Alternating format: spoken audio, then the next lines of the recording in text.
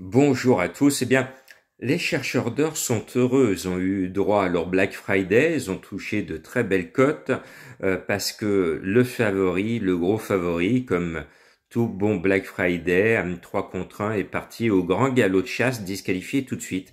On savait tout de suite à quelle sauce on allait être mangé, avec un troisième à grosse cote, et le cinquième, heureusement, c'était la trouvaille de Madame Colombo à 62 contre 1, cinquième. Bon.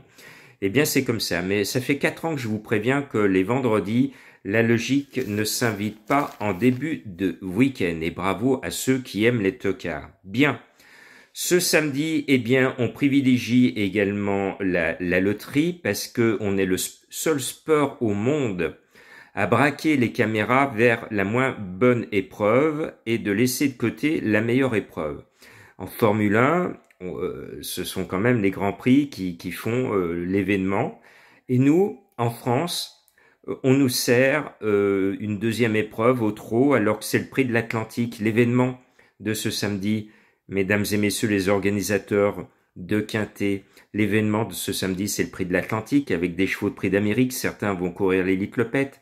C'est l'événement. Ils ne sont que 12. Et alors, on a déjà vu dans une histoire récente des quintets à 10 partants. On a vu un quintet à 10 partants.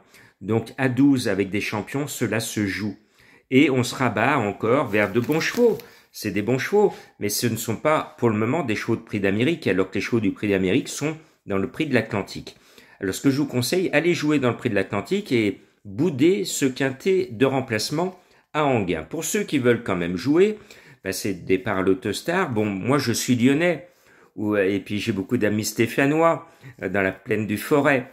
Donc on va jouer notre coqueluche régionale, le 3 Easterman. Alors son entraîneur a l'intelligence pour que son cheval trouve enfin sa course de le mettre entre les mains d'Alexandre le Grand à Brivard. Excellent choix. Et je pense que ce 3 Easterman va faire quelque chose de pas mal. J'aime bien ensuite le 4 Ilaya. Ilaya a beaucoup de qualités. Elle part devant.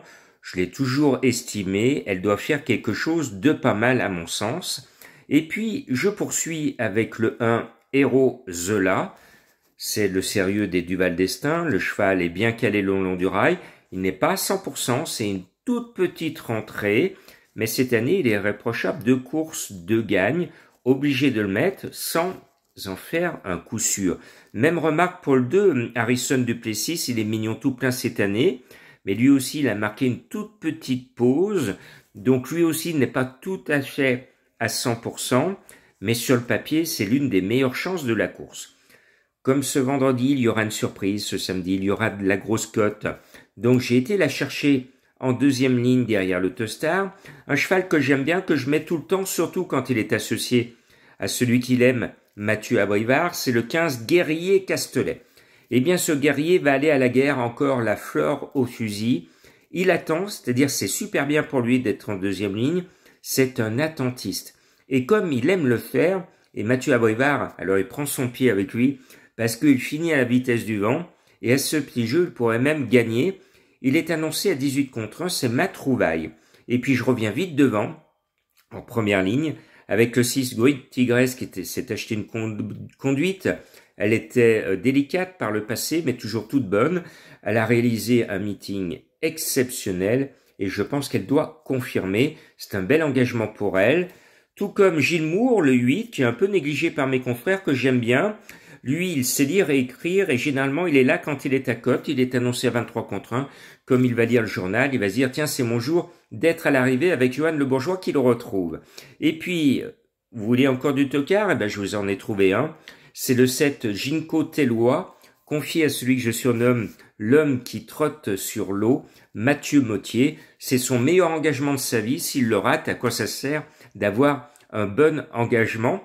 Le cheval de Madame Colombo, elle vous sort un autre tocard. Hein. Je sais que vous êtes fan de son choix. Au pur hasard, hein, je le rappelle, le 16 Enjoy the Game.